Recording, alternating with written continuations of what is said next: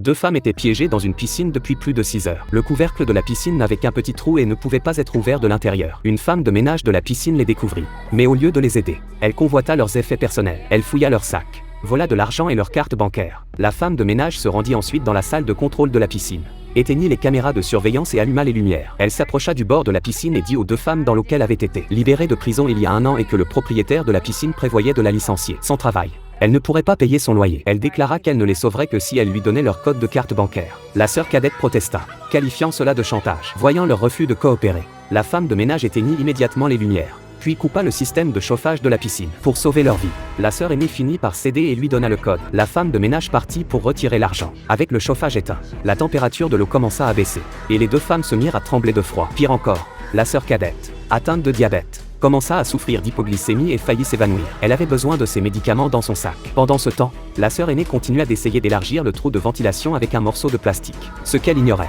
c'est que la femme de ménage était revenue et les écoutait, semblant n'avoir aucune intention de les libérer. La sœur aînée frappa frénétiquement sur le couvercle, lui rappelant qu'elles avaient donné le code et qu'elle avait pris l'argent. La femme de ménage rétorquait qu'il n'y avait que quelques dizaines de dollars sur le compte, ce qui était loin d'être suffisant pour elle, puis partit. Pour se venger, la sœur aînée aiguisa le morceau de plastique sur le bord de la piscine et attira la femme de ménage en prétendant qu'il y avait plus d'argent. Lorsque la femme de ménage s'approcha du trou, la sœur cadette la frappa, la blessant. Cet acte mit la femme de ménage en colère. Elle cria aux deux femmes dans l'eau, puis entra dans la salle de contrôle, entra un code et commença à injecter du chlore dans l'eau. Les deux femmes tentèrent de bloquer la sortie, mais la pression était trop forte, et elles furent rapidement submergées par le gaz. La sœur cadette a commencé à supplier les nettoyeurs, admettant qu'ils avaient tort. La femme de ménage éteignit le système de désinfection et s'approcha du bord de la piscine, exigeant qu'elle lui donne leurs bagues. Elle a promis de les laisser partir s'ils lui remettaient les bagues.